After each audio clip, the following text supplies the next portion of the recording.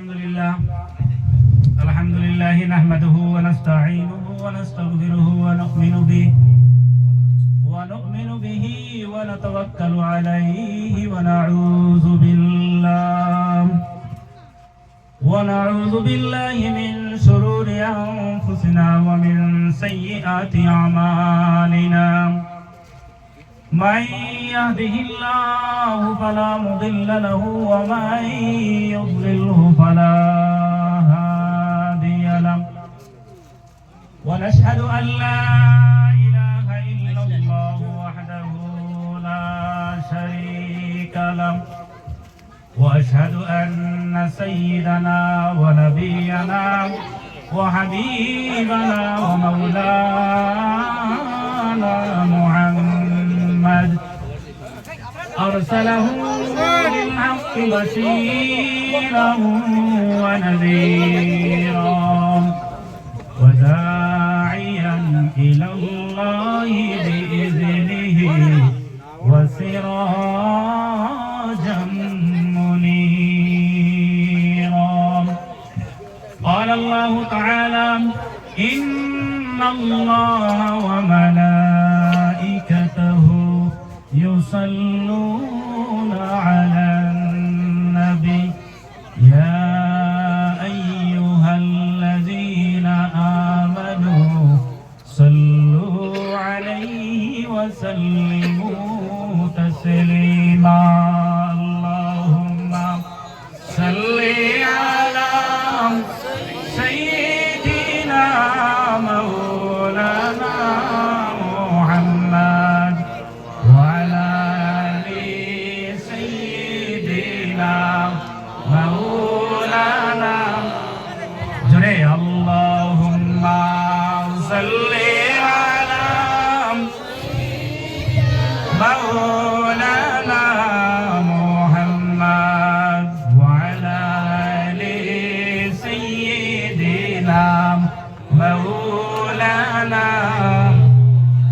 मुझे कुछ मिले या ना मिले मुहम्मद सैयद जिसे अल्लाह मिले. अल्लाहुम्मा सल्ली अला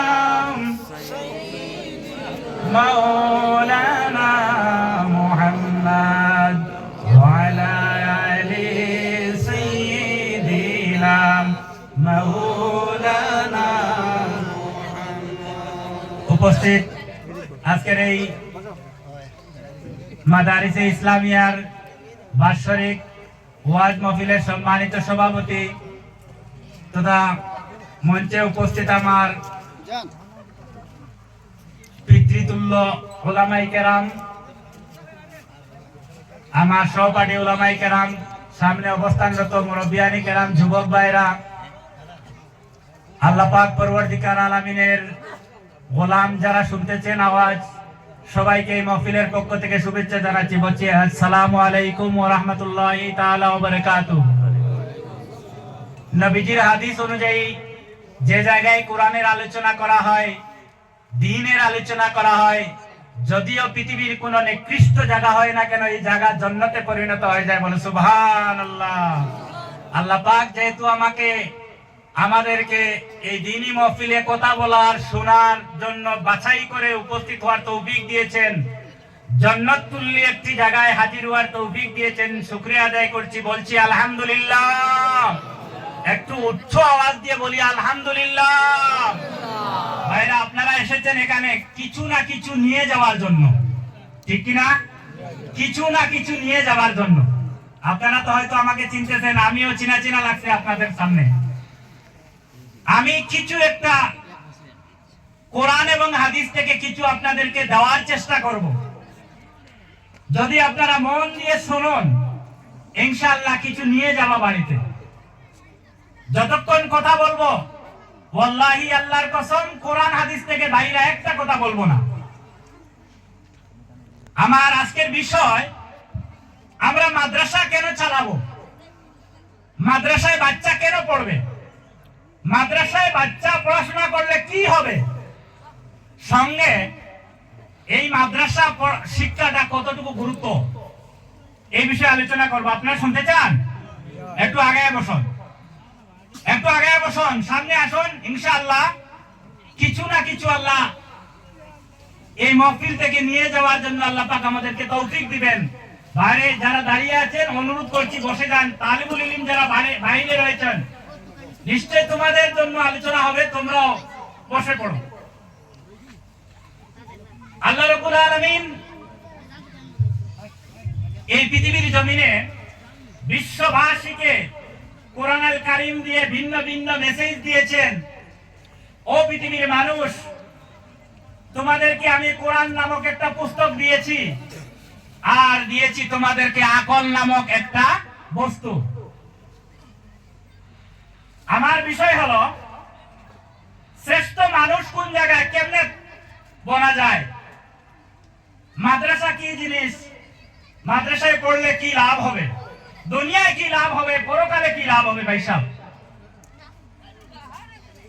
আমি প্রথমে বলি মাদ্রাসা হলো, মাদ্রাসা is a factory for making a good people. মাদ্রাসা হলো সেই প্রতিষ্ঠান, সেই ইন্ডাস্ট্রি যেখান থেকে মানুষ, ভালো মানুষ বাইর হয়। বল সুবহানাল্লাহ। ভালো মানুষ তৈরি হয়। এবার আমি আসি মাদ্রাসায় কি শিক্ষা দেওয়া হয়। ভাই সব মাদ্রাসায় যে আজকে 15 মাসে হাফিজ হলো, সব হাফাজে কেরামকে বলি আমি, তোমরা হাফিজ হয়ে থেমো না, হাফিজ মুখস্থ করে এখানে শেষ নয়, এখানের ভিতরে কি আছে তোমরা দেখো। সারা বিশ্বকে কল্যাণমূলক মেসেজ দিয়েছেন আল্লাহ কোরআনের মাধ্যমে। সারা পৃথিবীকে কোরআন দিয়ে আল্লাহ পাক চালাবার জন্য মেসেজ দিয়েছে। তাই সব মুসলমানেরা কপাল পোড়া। আমি গতদিন এক মহফিলে বলেছিলাম, মুসলমানের তো কোরআন যদি আমরা মানতাম, বুঝতাম, তাহলে পৃথিবীর শ্রেষ্ঠ অর্থনীতি মুসলমানের হাতে থাকতো। কোরআন শুধু নামাজ রোজা হজ যাকাতের জন্য নয়, কোরআন পড়ে হাফিজ হয়ে আলিম হয়ে মসজিদে মাদ্রাসায় ইমামতি করার জন্য নয়। ভাই সাহেব, মনে পড়ে গেল আরেকটি কথা বলে দিচ্ছি। মাদ্রাসায় পড়লে আমাদের মনে একটা ধারণা, বাচ্চারা ইমাম হবে, ইমামের বেতন 5,000 10,000, কি লাভ, কি ফায়দা হবে। ভাই সাহেব, সারা জীবন অভাবে ব্যয় করতে হয়। ভাই সাহেব, জানেন না আপনারা, ইমামতি করে বেতন নেওয়া কিন্তু জায়েজ নয়। আমি বলছি, কোরআন থেকে বলছি, ইমামতি করে বেতন নেওয়া কিন্তু জায়েজ নয়। 400 হিজরি পর্যন্ত ইমামদের বেতন ছিল না। ইতিহাস থেকে বলছি, মৌলানা সাহেব ভুল হলে আমাকে কাউন্টিং করবা। 400 হিজরি, বিশ্বনবী দুনিয়া থেকে যাওয়া 400 হিজরি পর্যন্ত ইমামদের বেতন ছিল না। ইমামরা বেতন নিতেন না, কারণ ইমামের সংজ্ঞা বলা হয়েছে ইন্নামা জুইলাল ইমামু লিইউতাম্মা বিহি। ইমামকে বানানো হয়েছে মানুষ তাকে ইত্তিবা করার জন্য। ইমামদের সম্মান কতটুকু আপনারা যদি জানলে অবাক হয়ে যাবা। পৃথিবীর সব সন্তানেরা মাদ্রাসায় ভর্তি হয়ে যেত, একজন আলিমের সম্মান কতটুকু জানতো না। আর আলিমরা কি শিক্ষা গ্রহণ করে, আলিমদের ভিতরে ওই যে আলিম যারা, এর ভিতরে কি আছে জানেন না? এরা এক একজন সায়েন্টিস্ট, এক একজন বিজ্ঞানী, এক একজন ডক্টর, এক একজন শ্রেষ্ঠ প্রফেসর। বলো সুবহানাল্লাহ। কেমনে আমি বলছি আজকে শুনো। কোরআনুল কারীমের মধ্যে আল্লাহ রাব্বুল আলামিন তার ভাষায় যে বললেন এই পৃথিবীবাসীর জন্য, ওয়ামা উতিতুকুমুল ইলমা ইল্লা কালিলা। জ্ঞান নামক যে বস্তুটা আল্লাহ পাক পৃথিবীতে দিয়েছেন, আল্লাহ পাক বলছেন আমি এই পৃথিবীর জন্য সামান্যতম জ্ঞান দিয়েছি। ইল্লা কালিলা, ফ্লাইট সামান্য দিয়েছি। কিসের মাধ্যমে? কোরআনের মাধ্যমে। আজকে এই সামান্য জ্ঞান দিয়ে মানুষ দুনিয়া থেকে চন্দ্র গমন করছে, ভিন্ন ভিন্ন জিনিস আবিষ্কার করছে। কত আগে আমাদেরকে মোবাইল উপহার দিয়েছে, বিমান উপহার দিল, ভিন্ন ভিন্ন পারমাণবিক বোমা উপহার দিচ্ছে আজকে বিজ্ঞানে। এটা কিন্তু কোরআন দিয়ে, সব কোরআন থেকে। কিন্তু আমরা কপালপুরা মুসলমান, কোরআন নামক জ্ঞানের বই পাওয়ার পরে আমরা বুঝলাম না এখানে কি দিয়েছেন। সারা বিশ্ব আজকে কোরআনের শিক্ষা নিয়ে সমগ্র পৃথিবীকে কন্ট্রোল করছে। মুসলমানের বাচ্চাটা, মুসলমানের সন্তানেরা কোরআনের হাফিজ, কোরআনের আলিম বানাতে ভয় পায়। আপনারা শুনলে অবাক হবেন। আপনারা মনে করেন এই পৃথিবীর সম্পদ কারা কন্ট্রোল করতে জানেন?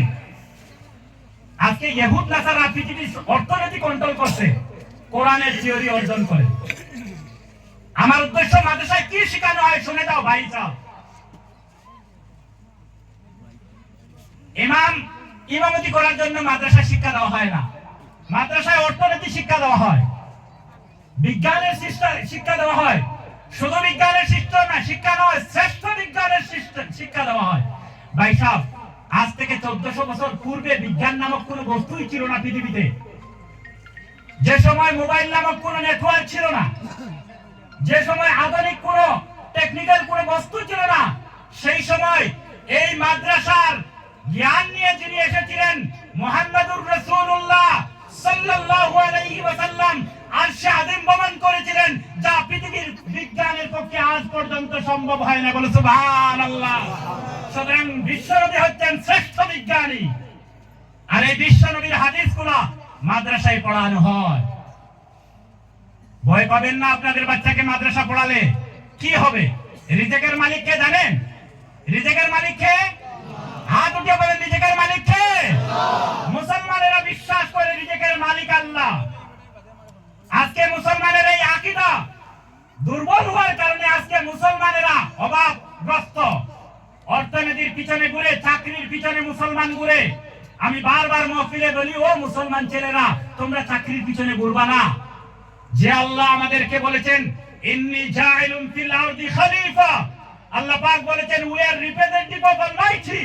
নবীদের ব্যাপারে বলা হয়েছে আমাদেরকে আল্লাহ পাক বলেছেন আমার এই পৃথিবীকে কন্ট্রোল করবে আলিমেরা, আমার এই পৃথিবীর জমিনে আমার হুকুম কায়েম করবে, আমার হুকুম মোতাবেক চলবে আলিমেরা। যে আলিমদের জন্য দেওয়া হয়েছে কোরআন, এই কোরআনে কি আছে আমরা বুঝলাম না ভাই সাহেব। কোরআনের যদি অর্থনীতি যদি আপনারা শুনুন অবাক হয়ে যাবা। কোরআন বলছে ইযা নুদিয়া লিস-সালাহ মিন ইয়াউমিল জুমআহ ফাসাউ ইলা যিকরিল্লাহি ওয়া দারুল বাই। ও পৃথিবীর মানুষেরা, নামাজ শেষ হয়েছে, মসজিদে আর থামো না, মসজিদ থেকে বাইরে হয়ে যাও, ব্যবসার জন্য ঝাঁপিয়ে পড়ো। বলো সুবহানাল্লাহ। ভাই সাহেব, আপনারা কোরআনের এই কথার ব্যাখ্যা যদি আমি করি, এক একটা শব্দের যদি ব্যাখ্যা করি, কুল্লাউ কানাল বাহরু মিদাদাল লিকালিমাতি রাব্বি লানাফিদাল বাহরু ক্বাবলা আন তানফাদা কালিমাতি রাব্বি ওয়ালাউ জিনা বিমিসলিহি মাদাদা। এই সমগ্র পৃথিবীর যদি পাহাড়ে গাছ বৃক্ষ তরলতাকে যদি আমি কলম বানাই, আর সমগ্র পৃথিবীর পানিকে যদি কালিতে রূপান্তরিত করা হয়, আল্লাহর কালামের ব্যাখ্যা যদি রাখতে হয়, কিয়ামত হয়ে যাবে, আল্লাহর কালামের একটা ওয়ার্ডের ব্যাখ্যা শেষ হবে না। বলো সুবহানাল্লাহ। আল্লাহ পাক বলছেন ব্যবসা করো। কেন বলবেন? আপনারা ব্যবসা করলে কি হয় জানেন? আজকে আপনারা আমার সাথে কথা বলুন, যুবকরা, তোমাদের অর্থনীতি পরিবর্তন হয়ে যাবে। আজকে আমার কথা শুনুন, তোমাদের জীবন চেঞ্জ হয়ে যাবে, বদলে যাবে। আমার কোরআনের কথা শুনুন। আমি আগেই বলেছি কোরআনের বাইরে একটি কথাও বলবো না। নবীজি বলেছেন তোমরা চাকরির পিছনে ঘুরো না। মুসলমান গোলামি করতে জানে না, মুসলমান গোলামির আদেশ দেয় না। মুসলমান ব্যবসা বাণিজ্য করে, তমাম নবীরা ব্যবসা করেছেন। নবীজি বলেছেন নামাজ শেষ হয়েছে, ব্যবসার জন্য ঝাঁপিয়ে যাও। আচ্ছা, আপনারা বলুন, কোন মারওয়ারি কোনদিন চাকরির পিছনে অ্যাপ্লাই করতে দেখেছো? হাল সামিআতুম আও রাআইতুম, আপনারা কি কোনদিন শুনেছো অথবা দেখেছো কোন মারওয়ারি ব্যবসায়ী ছাড়া কোন মারওয়ারি কোনদিন চাকরির পিছনে ঘুরেছে? কোন ডক্টর, কোন ইঞ্জিনিয়ার, কোন প্রফেসর, কোন ডিসি, কোন এসপি মারওয়ারির বাচ্চা দেখা যায় না। কারণ কি জানেন? এই মারওয়ারিরা কোরআনের থিওরি ইউজ করছে। ইহুদির বাচ্চারা আজকে ইসরায়েল সমগ্র পৃথিবীকে কন্ট্রোল করছে। ছোট্ট একটা দেশ, হাতের আঙ্গুলের চেয়ে ছোট বোঝা যায় মেপের মধ্যে, সমগ্র পৃথিবীকে কন্ট্রোল করছে কোরআনের থিওরি দিয়ে। আর মুসলমানের বাচ্চারা চাকরির পিছে পিছে ঘুরে ঘুরে জীবন শেষ করছে। আসল শিক্ষা মাদ্রাসায় দেওয়া হয়। বিদায় মাদ্রাসার আলিমেরা জীবন ব্যয় করে সম্মানের সহকারে যদি আলিম হতে পারে, আমার মতো ভাঙাচোরা আলিম হলে ভাই সাহেব ভিক্ষা খুঁজে খুঁজে জীবন ব্যয় করবা, জীবনে কোনো কিছু করতে পারবা না। মাদ্রাসা আমাকে কি শিক্ষা দিয়েছে, এটা যদি আমি অর্থ সহকারে আমি ঢুকাইতে পারি, খোদার কসম পৃথিবীর শ্রেষ্ঠ অর্থনীতি মুসলমান হবে, পৃথিবীর পৃথিবীর কোন শক্তি দাবায় রাখতে পারবে না, বলো সুবহানাল্লাহ। আজকে তারা ব্যবসা করে করে সমগ্র ভারতের অর্থনীতি মারওয়ারির হাতে। আপনাকে লোন দিবে না, গভর্নমেন্টও ব্যাংকে কি আপনি লোন খুঁজুন, বলবে আপনার জমির নথিপত্র দিন, আপনার চাকরির ক্লিয়ারেন্স দিন, ভিন্ন ভিন্ন দিয়ে আপনাকে দাবায় রাখা হবে। একটা মারওয়ারির বাচ্চা হ্যালো করলে, ম্যানেজার সাহেব আমি এই ইন্ডাস্ট্রির মালিক বলছি, সাহেব কত টাকা লাগে? বাড়িতে পৌঁছে যাবে, বসুন, বাড়িতে পৌঁছে যাবে, কোনো এগ্রিমেন্ট নাই। কারণ কি? তারা দিতে পারবে। তাদের থিওরিটা কোরআনের থিওরি, মুসলমান জানে না। আরে ভাই সাহেব, বানরকে যদি কলা দেওয়া হয় আর 1 লক্ষ টাকা দেওয়া হয়, বানর কলাটাই নিবে। বানর জানে না 1 লক্ষ টাকা দিয়ে শত শত কলা খরিদ করা যাবে, এটা বানর জানে না। আমাদের অবস্থা তাই হয়ে গিয়েছে। আমরা জানি না ভাই সব, ব্যবসায় গেলে শত শত যুবককে আমি চাকরি দিতে পারবো, আর আমি চাকরিতে গেলে আমি গোলাম হয়ে যাব না, আমি নামাজ পড়তে পারবো না, আজাদিতে চলতে পারবো। এই থিওরিটা নেও। নবীজি বলেছেন ব্যবসায় যাও, ব্যবসায় কল্যাণ রয়েছে। ও মুসলমান যুবকেরা, আর কিছু যদি পারো চাই না পারো, তোমার কাছে যা আছে 500 টাকা থাকলে 500 টাকা দিয়ে ব্যবসায় নামো। এটা মাদ্রাসার ছাত্রদেরকে আমরা শিক্ষা দিই। 500 টাকা আছে, 500 টাকা নিয়ে জাপায় পড়ো, 5 ওয়াক্ত নামাজ পড়বা, হাত উঠে আল্লাহর কাছে খুঁজবা। খোদার কসম, তোমার কল্যাণের সামনে, কল্যাণকে রুখার জন্য পৃথিবীর কোন শক্তি তোমাকে পরাস্ত করতে পারবে না। এই থিওরি হলো ইসলাম। আমাদেরকে কি দিয়েছেন আমরা জানি না। কোরআন নামক যে আল্লাহ পাক মানুষকে একটা কোরআন বলছে। আমি তোমাদেরকে আমার আজকের বক্তব্যের মূল বিষয় আল আকলু ওয়ান নাজরু ওয়াল ফিকরু ওয়াত তাফাক্কুর। 4টা জিনিস যদি মানুষে আঁকড়ে করতে পারে, খোদার কসম সে সাফল্য লাভ করতে পৃথিবীর কোন শক্তি তাকে আটকাতে পারে না। এই 4টা জিনিস আমি বলবো, শুনতে চান আপনারা? কারা কারা চান? হাত উঠে বলেন শুনতে চান। প্রথম হবো আকল। আকল কি জিনিস কোরআন বলছে শুনুন। আকল হচ্ছে ব্রেইন। আকল কি? ব্রেইন। আমি প্রথমেই বলেছি যা বলবো কোরআন থেকে বলবো। আমার কথা আপনারা বুঝতে পারছেন? আজকে পৃথিবীটা কত বিশাল একটা পৃথিবী, 8টি মহাসাগর, 7টি মহাদেশ দিয়ে গঠিত একটা পৃথিবী আমাদের মোবাইলের মধ্যে চলে আসে মুহূর্তে, আছে না? আস্তা পৃথিবী, সমগ্র পৃথিবী আমাদের হাতের মধ্যে। কেমনে সম্ভব হলো? কেমনে সম্ভব হলো জানেন? একটা ডাটা ফাইবার কেবল বিজ্ঞানীরা বিছিয়েছেন পৃথিবীর মাঝে। এর লম্বাই হচ্ছে 18,500 কিলোমিটার। কতটুকু? আমাদের দেশে মিডল ইস্ট হয়ে আমাদের দেশে এসে বাংলাদেশে গিয়ে তার সমাপ্তি হয়েছে ডাটা ফাইবার কেবল, যার মাধ্যমে ইন্টারনেট সাপ্লাই দেয়। 18,500 কিলোমিটার লম্বা একটা ডাটা ফাইবার কেবলের মাধ্যমে সমগ্র পৃথিবী আজকে আমাদের হাতের মধ্যে।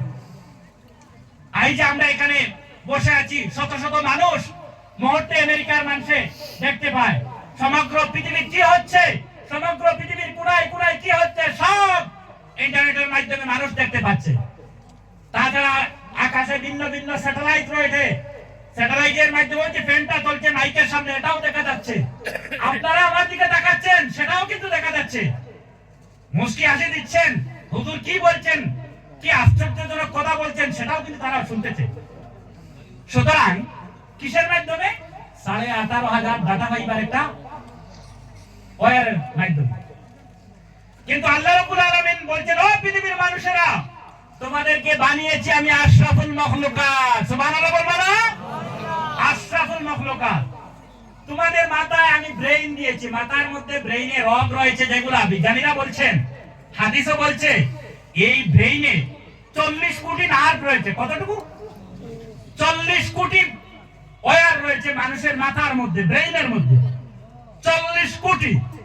বিজ্ঞানীরা বলছেন, যারা নার্ভ নিয়ে গবেষণা করে তারা বলছেন, মানুষের মাথার, একজন প্রাপ্তবয়স্ক মানুষের মাথার নার্ভগুলা যদি জমিনে বিছানো হয় 2,52,000 কিলোমিটার হবে। 2,52,000 বর্গ কিলোমিটার হবে মানুষের মাথার নার্ভগুলা যদি বিছানো হয়, এটার মধ্যে শুধু বুদ্ধি ঢুকিয়ে দেওয়া হয়েছে।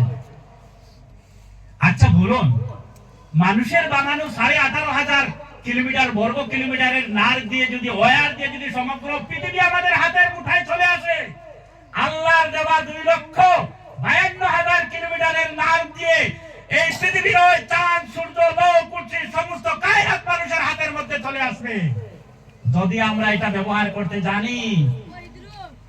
ভাই সাহেব, আমরা আলিম হয়েছি, কোরআনের কিচ্ছু বুঝলাম না। আমার নিজের কথা বলছি, কোরআনের কাফের ব্যাখ্যা আজ পর্যন্ত বুঝতে পারলাম না। কোরআনে কি রয়েছে? আল্লাহ পাক বলছেন, তোমাদের আকলটা চালাও, কোরআন দিয়ে চালাও, একদিন তোমরা কি হবা? এই পৃথিবীকে কন্ট্রোল করবে। আপনারা জানেন না মুসলমানদের কতটুকু সম্মান রয়েছে? এই পৃথিবীর সব অর্থনীতি মুসলমানদের হাতে ছিল। হাজার হাজার হাজার বছর মুসলমানরা শাসন করেছে, কারণ আলিমেরা রাজত্ব করেছিল কোরআন দিয়ে। কোরআনের শ্রেষ্ঠ রাজনীতি শেখানো হয়, কোরআনের শ্রেষ্ঠ অর্থনীতি শেখানো হয়, কোরআনের শ্রেষ্ঠ সমাজনীতি শেখানো হয়, কোরআনে শেখানো হয় শ্রেষ্ঠ পরিবেশ কিভাবে সুন্দর করা যায়, কেবলমাত্র কোরআনে শিক্ষা দেয়। পৃথিবীর কোন ধর্মগ্রন্থে এই কথা বলতে পারে না যে আমি পৃথিবী কন্ট্রোল করার মতো আমার কাছে ভিন্ন ভিন্ন বাণী রয়েছে। আপনারা জানলে অবাক হবা, আজকে বিজ্ঞানে আমাদেরকে অনেক জিনিস উপহার দিয়েছে। আজকে বিজ্ঞান বলছে, পৃথিবীর মানুষেরা বসে বসে প্রস্রাব করবা, নতুবা কিডনিতে প্রবলেম হবে, তুমি অকাল মৃত্যু হতে পারবা, কিডনির প্রবলেম আসে। 1400 বছর আগে নবীজি এটা ঘোষণা করে দিয়েছেন, খবরদার দাঁড়িয়ে পেশাব করবা না, সুবহানাল্লাহ বলবা না। আজকে বলছে বিজ্ঞান, এতদিন বিজ্ঞান বলে নাই, শুধু দাঁড়িয়েওয়ালা টুপিওয়ালা মাদ্রাসায় পড়ে বাচ্চারা বলেছিল খবরদার দাঁড়িয়ে পেশাব করা যাবে না। আজকের বিজ্ঞান বলছে, পৃথিবীর মানুষেরা সবাই বসে বসে পেশাব করবা, সুবহানাল্লাহ বলবা না। এই কথা শুনে শুনে লক্ষ লক্ষ মানুষ প্রতি মুহূর্তে কোরআনের ব্যাখ্যা শুনে শুনে মানুষ ইসলামের ছায়া তলে আসছে, আর আমরা মাদ্রাসায় বাচ্চাগুলা পড়াইতে ভয় পাই। কি কপাল পুরা মুসলমান আমরা। অথচ বিশ্ব নবী বলেছেন, কোন আলেম, তুমি আলেম বলো, আও মুতাআল্লিমান, যদি তুমি বলতে পারো না তোমার একটা বাচ্চাকে আলেম বানাও। তুমি বলো, যদি বলতে পারো না একটা বাচ্চাকে আলেম বানাও। কে বলেছেন? বিশ্ব নবী বলেছেন।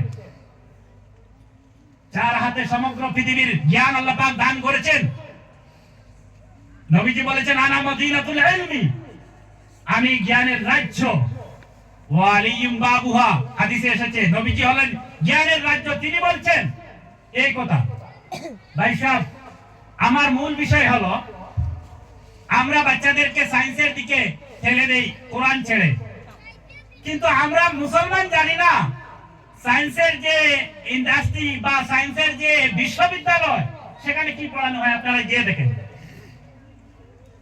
যাবার প্রয়োজন নাই, পকেটে মোবাইল আছে, you have searched the internet voucher, name of the main book of science, answer is the holy Quran, subhanallah। আপনি নেটে সার্চ দেন, বিজ্ঞানের শ্রেষ্ঠ বই কোনটি ইউনিভার্সিটিতে পড়ানো হয়, নাম আসবে কোরআন আল কারীম। চিৎকার দিয়ে বলেন সুবহানাল্লাহ। আমরা কি সম্পদ পেয়েছি! আরে সমগ্র পৃথিবীর নর নারী যদি জানতো মাদ্রাসায় কি শিক্ষা দেওয়া হয়, কি আদর্শ শিক্ষা দেওয়া হয়, হিন্দু মুসলমান বৌদ্ধ খ্রিস্টান সব মাদ্রাসায় শিক্ষা গ্রহণ করত। আর বিশ্ব নবী সম্পর্কে যদি পৃথিবীর মানুষ জানতো, বিশ্ব নবী মাদ্রাসার মাধ্যমে কি মেসেজ দিতে চান এটা যদি জানতো, বিশ্ব নবী যেদিন এই পৃথিবীর জমিনে এসেছিলেন, পৃথিবীর সব স্তরের মানুষ রাস্তায় নামে গভর্নমেন্টের বিরুদ্ধে মিছিল করত, কোরআন আমাকে যে অধিকার দিয়েছে, বিশ্ব নবী যে অধিকার দিয়েছে, সেই অধিকার ফিরিয়ে দাও, এভাবে বলতো। মানুষ বুঝে না, আমরাও বুঝাতে পারি না কোরআনে কি আছে। বিশ্ব কোরআন শুধু নামাজ রোজা হজ যাকাতের জন্য বলা হয় নাই। আমি আগেই আয়াত পড়েছি, কোরআন বলছে ভাই সাহেব নামাজ শেষ, মসজিদে থেমো না, বাইরে হয়ে যাও। দুর্বলতা নিবা না আপনার বাচ্চার ব্যাপারে। আমি প্রথমে বলেছি 40 হিজরি পর্যন্ত ইমামদের বেতন ছিল না। পরে যখন দেখা গেল মসজিদের বর্ণনা ভাই বেশি হয়ে গেল, আলিমদের অভাব পাওয়া যাচ্ছে না, তাদের কাজ কামে লিপ্ত হয়, সময় মতো আলিম পাওয়া যাচ্ছে না, ইমাম পাওয়া যাচ্ছে না। আইম্মায়ে মুস্তাহিদিন না কিয়াস দ্বারা এটা সাবিত করা হলো, কিয়াস দ্বারা জায়েজ করা হলো। অন্ততপক্ষে যেহেতু আমরা নিযুক্ত করতে পারছি না, ধারাবাহিকভাবে কোনো মানুষ পাচ্ছি না, অন্ততপক্ষে তাদের একটা উজরত দিয়ে আমরা হাদিয়া হিসেবে দিয়ে আমরা রাখি। এটা কিয়াস দ্বারা জায়েজ করা হয়েছে 400 হিজরি পরে। ইমামদের সম্মান পৃথিবীর শ্রেষ্ঠ শ্রেষ্ঠ। হাদিস শরীফে এসেছে কোন মানুষ যদি আলিম ওলামাদেরকে সম্মান দিতে হয়, সমগ্র পৃথিবীকে 50 বার বিক্রি করে আলিমদের 1 মাসের বেতন দেওয়া সম্ভব নয়। সুবহানাল্লাহ। শুনলে আপনারা অবাক হবেন। পৃথিবীর শ্রেষ্ঠ মসজিদ হচ্ছে কাবা, বাইতুল হারাম, বাইতুল্লাহ। এই মসজিদের শ্রেষ্ঠ ইমাম হচ্ছেন সুদাইস, আব্দুর রহমান আস-সুদাইস। উনার বেতন কত শুনবে আপনারা? নির্ধারিত কোনো বেতন নেই। উনাকে সৌদি গভর্নমেন্ট, পৃথিবীর শ্রেষ্ঠ ধনী দেশ সৌদি গভর্নমেন্ট, সরকারি ব্যাংক থেকে ব্ল্যাঙ্ক চেক দেওয়া হয়, অ্যাডভান্স ব্ল্যাঙ্ক চেক দেওয়া হয়েছে। শুনতেছেন? ইমাম সাহেব প্রতি মাসে আপনার যতটুকু প্রয়োজন, যত কোটি, যত মিলিয়ন প্রয়োজন, আপনি ব্ল্যাঙ্ক চেকে ঢুকিয়ে দিবা, সরকারি ব্যাংকে জমা দিবা, আপনি নিয়ে আসবা। সুবহানাল্লাহ। ইমামের মর্যাদা। এইসব ইমামরা ইমামতি করে চলবে না। ইমামদের দায়িত্ব নিয়েছেন আল্লাহ। কে নিয়েছেন? রিজিকের মালিক কে? রিজিকের মালিক ভাইসব আল্লাহ। এই পৃথিবীতে মানুষ, আল্লাহ চায় না কোন মানুষ ক্ষতিগ্রস্ত হয়ে থাকে, এটা আল্লাহ চায় না। মানুষের কর্মেই মানুষ উন্নত বা ধ্বংস হয়, এতে ইমানের কোনো প্রশ্ন আসে না। আপনি ভালো কাজ করেন, আপনি ভালো হবেন। আপনি অর্থনীতির দিক দিয়ে চিন্তা লাগান, আপনাকে কেউ থানায় রাখতে পারবে না।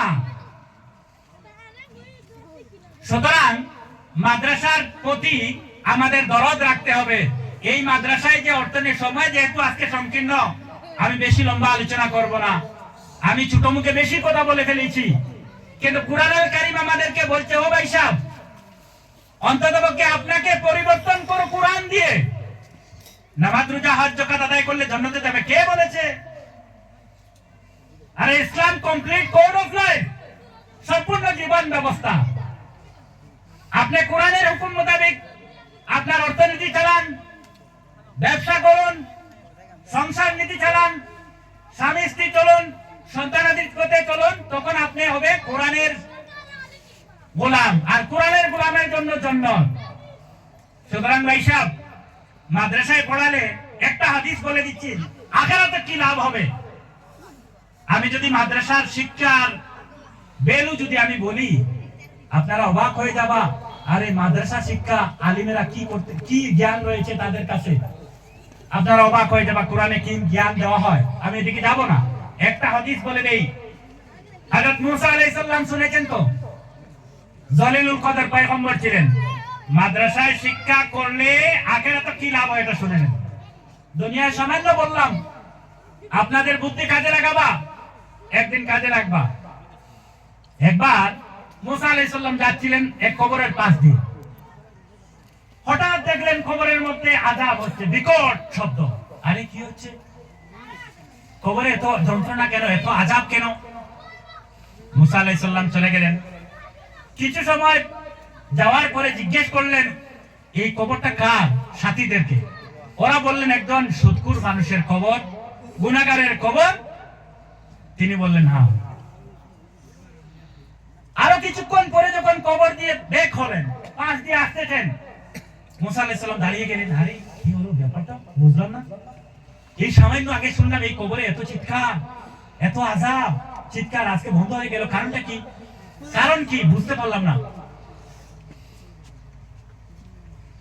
মুসা আলাইহিস সালাম চলে গেলেন।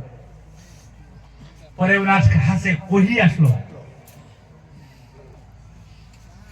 ইমাম ফখরুদ্দিন রাজি রাহমাতুল্লাহি তাআলা তাফসীরের মধ্যে, তাফসীরে জালালাইনের মধ্যে, আরো দিগর তাফসীরের মধ্যে ইমাম ফখরুদ্দিন রাজি রাহমাতুল্লাহি তাআলা বলছেন, মুসা আলাইহিস সালামের কাছে ওহী আসলো।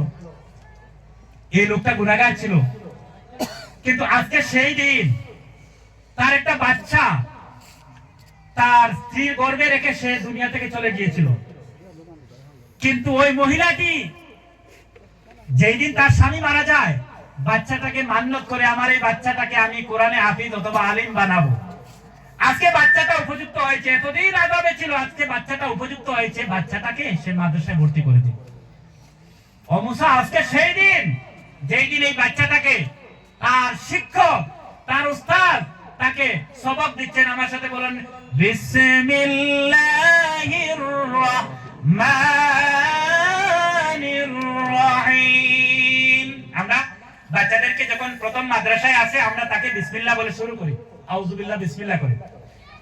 আজকে এই বাচ্চা গুনাহগারের বাচ্চা মাদ্রাসায় প্রথমবার তার জবান থেকে উচ্চারণ হলো বিসমিল্লাহির রহমানির রহিম।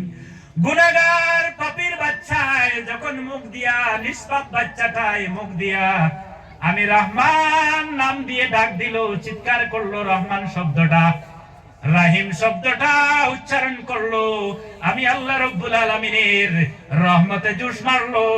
আমি আল্লাহ রহমান হয়ে এই নিষ্পাপ বাচ্চার বাবাকে কেমনে আযাব দেই, আমি সাথে সাথে কবরবাসী জাহান্নামী ফেরেশতাকে আদেশ করে দিলাম, ও ফেরেশতারা তোমাদের আযাব বন্ধ করো। বলো সুবহানাল্লাহ। শুধু বন্ধ করো না, কিয়ামত পর্যন্ত বন্ধ করে দাও। সুবহানাল্লাহ। এটাই হলো বিউটি অফ মাদারিসে ইসলামিয়া তালিম। মাদ্রাসা শিক্ষা লাভ করলে এই ফায়দা হয়। ভাই সাহেব, আপনারা কি ভাবেন এই মাদ্রাসা শিক্ষার জরুরত আছে আমাদের? জি, এই মাদ্রাসা কি আরো চলবে? আরো আগে দিয়ে চলবে? মাদ্রাসা চললে অর্থনীতির প্রয়োজন আছে।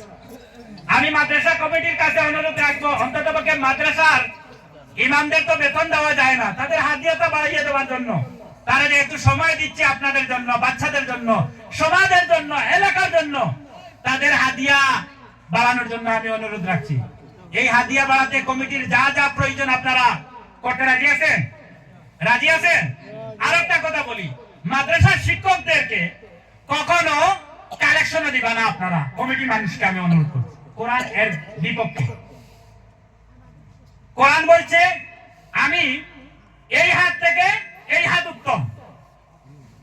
আর শিক্ষক ও আমার হুজুররা আফসোস, আরে মাদ্রাসা চালানোর জন্য সারাদিন মেহনত করেন, সারাদিন কালেকশনে যান, কি অপরাধ? ওনারা আলিম হয়েছেন সমাজের কল্যাণ দূর করার জন্য। How to remove the corruption in the country.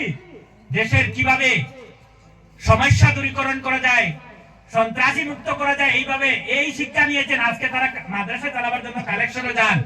আপনারা যারা সাধারণ মানুষ যারা রয়েছেন, নিজ দায়িত্ব নিয়ে যান। এই এলাকার মাদ্রাসাকে আমরা চালাবার জন্য আমরাই যথেষ্ট। বলুন ইনশাআল্লাহ। অন্ততপক্ষে আল্লাহ পাক যা মিম্মা রাযাকনাহুম ইউনফিকুন, কোরআন বলছে আল্লাহ তোমাকে রিজেক্ট দিয়েছে, এই রিজেক্ট থেকে সামান্য সংগ্রহ করে রাখবা। উদ্দেশ্য, প্রতি মাসে আমি মাদ্রাসায় একটা পৌঁছাবো। আপনারা রাজি আছেন? আপনারা এই কথা রাজি আছেন? আরে ভাই সাহেব, আল্লাহ যদি আপনাকে 10 টাকা দেন, 10 টাকা থেকে 1 টাকা এই মাদ্রাসার মধ্যে দেন। আপনারা আপনাদের মাদ্রাসায় দিবা, বাইরে দিতে দিবা না, বাইরে দেওয়ার চেষ্টা করবা না।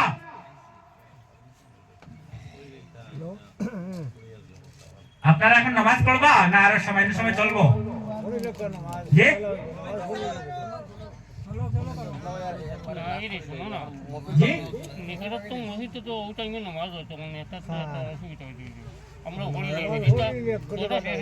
ভাই সাহেব, আমি আপনাদের কাছে বিনম্র অনুরোধ করবো, অন্তত পক্ষে এরা হলেন আমাদের স্কলার, এরা আমাদের বাচ্চা, আমাদের সমাজের বাচ্চাকে আলিম বানাবে। আর একটা মাদ্রাসা যে এলাকাতে আছে কতটুকু তাদের শান আমি আগে বলেছি। সুতরাং এই বুঝাটা আমরা নিব ইনশাআল্লাহ।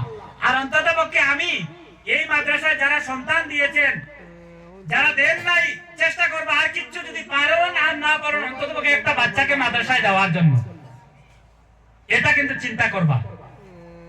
আর অন্তত পক্ষে অর্থনৈতিক দিক দিয়ে আপনার বাচ্চা কোনোদিন ভুগবে না যদি মাদ্রাসায় বিজ্ঞ শিক্ষা নিতে পারবে। এই সমস্ত মাদ্রাসা শুরুয়াত হয়েছে, আর এখান যখন হাদিসে পরিণত হবে আপনাদের এই ফসলগুলা কেমনে পরিবর্তন হবে আপনারা অবাক হয়ে যাবেন। সুতরাং এই মাদ্রাসাটাকে আগায় নেবার জন্য আপনার আমার চেষ্টা একান্ত জরুরি। আল্লাহ পাক যেন আমাদেরকে কবুল করেন, বলে আল্লাহুম্মা আমিন। আমি যদি এখন বলি কেউ এই মাদ্রাসার জন্য 1000 টাকা দিতে পারবেন, আছেন? 1000। আমি এই মাদ্রাসার জন্য আমি 1000 টাকা দান করবো, কেউ আছেন এখানে? এই এলাকার কেউ নাই? 1000 টাকা, 1000 টাকা মাদ্রাসার জন্য দেওয়ার জন্য কেউ নাই? আমার মুরব্বী সাহেব আলহামদুলিল্লাহ 1000 টাকা দিবা।